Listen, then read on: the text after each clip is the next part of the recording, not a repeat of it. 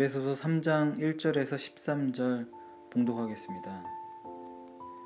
이러므로 그리스도 예수의 일로 너 이방인을 위하여 갇힌 자 된 나 바울이 말하거니와 너희를 위하여 내게 주신 하나님의 그 은혜의 경륜을 너희가 들었을 터이라.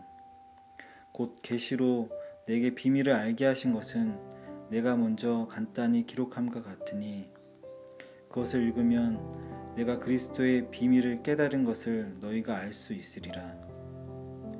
이제 그의 거룩한 사도들과 선지자들에게 성령으로 나타내신 것 같이 다른 세대에서는 사람의 아들들에게 알리지 아니하셨으니 이는 이방인들이 복음으로 말미암아 그리스도 예수 안에서 함께 상속자가 되고 함께 지체가 되고 함께 약속에 참여하는 자가 됨이라. 이 복음을 위하여 그의 능력이 역사하시는 대로 내게 주신 하나님의 은혜의 선물을 따라 내가 일꾼이 되었노라. 모든 성도 중에 지극히 작은 자보다 더 작은 나에게 이 은혜를 주신 것은 측량할 수 없는 그리스도의 풍성함을 이방인에게 전하게 하시고 영원부터 만물을 창조하신 하나님 속에 감추어졌던 비밀의 경륜이 어떠한 것을 드러내게 하려 하심이라.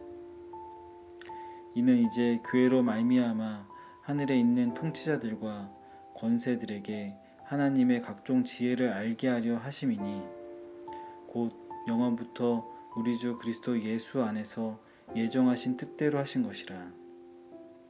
우리가 그 안에서 그를 믿음으로 말미암아 담대함과 확신을 가지고 하나님께 나아감을 얻느니라.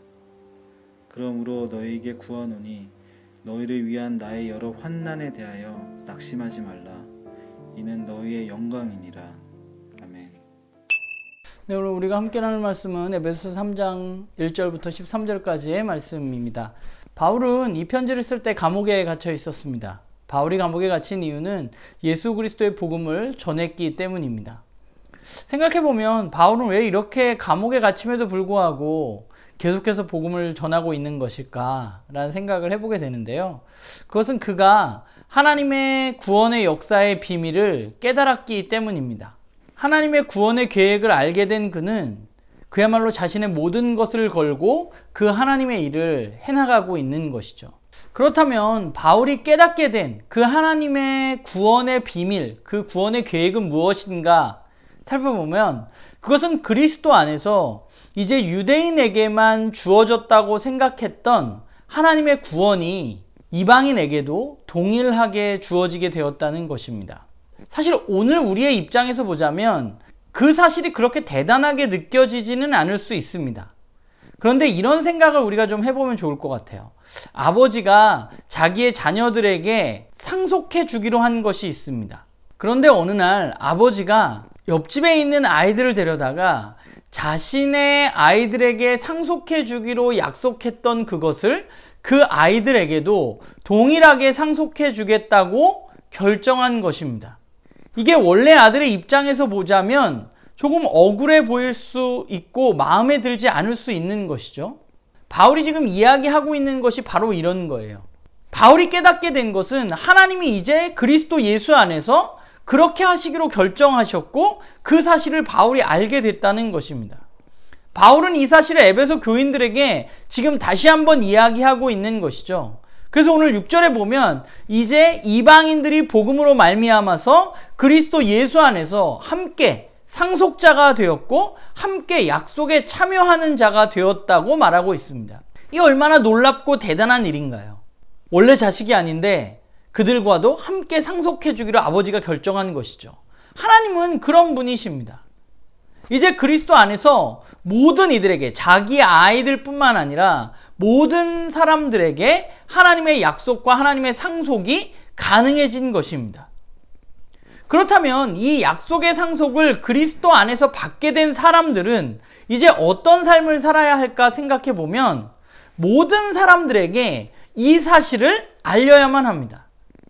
하나님이 원래 유대인에게만 주시기로 하셨던 그 상속, 그 약속을 이제 그리스도 안에서 모든 사람들에게 적용하기로 하셨다는 사실을 알려야만 합니다. 그렇다면 그것을 어떻게 알게 할 수 있을까?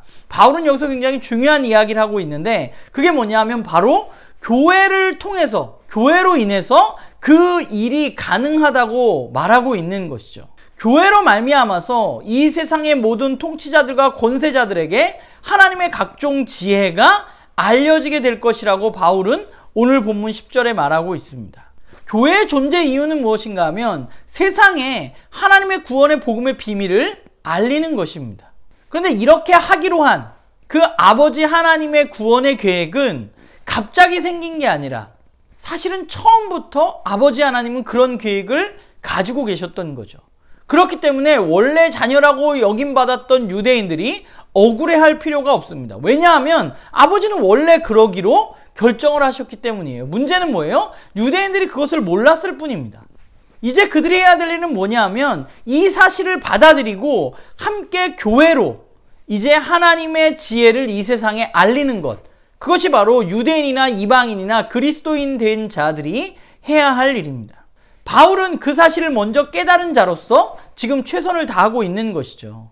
그렇기 때문에 바울이 감옥에 있다고 걱정할 필요가 없는 것이, 그는 지금 하나님의 일을 하고 있기 때문에 걱정하거나 두려워하거나 또는 낙심할 필요가 없는 것입니다. 오히려 하나님에게 맡겨진 일을 그가 제대로 하고 있기 때문에 사람들은 그 일을 바라보면서 우리가 가고 있는 길이 맞다고 여길 수 있는 것입니다.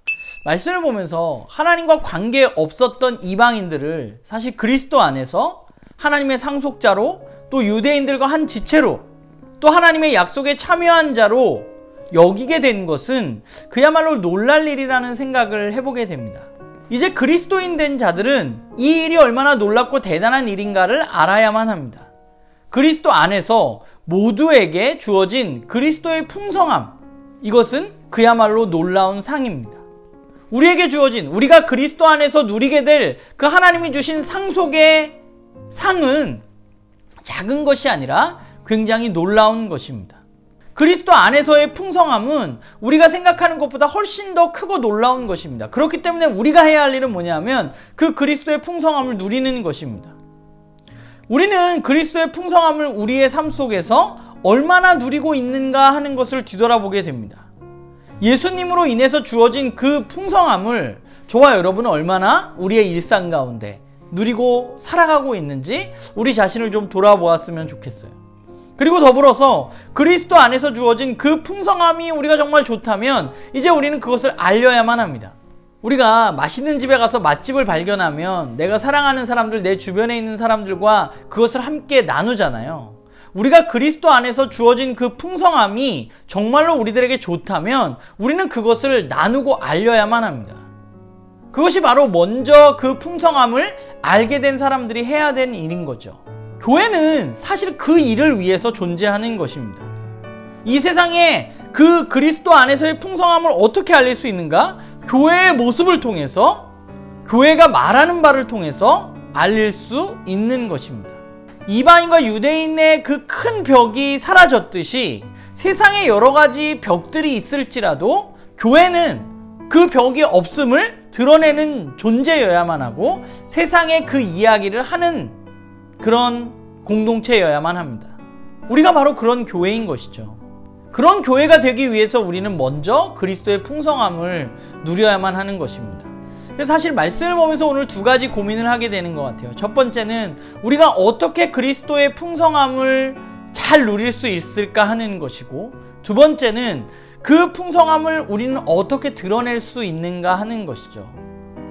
우리가 해야 할 고민은 바로 그겁니다. 우리가 어떻게 그리스도 안에서의 풍성함을 잘 누릴 수 있을까? 내가, 또 우리 공동체가. 또 하나는 우리가 어떻게 그 풍성함을 잘 나눌 수 있을까 하는 것이죠. 바라기는 저도 그렇고 여러분들도 그렇고 그리스도 안에서 주어지는 그 풍성함을 우리가 정말 우리의 삶 가운데 충분히 누리기를 바라고, 그리고 그것들을 우리가 우리의 주변에 있는 이들에게 알리는 사람으로 살아가기를 주님의 이름으로 간절히 부탁을 드립니다.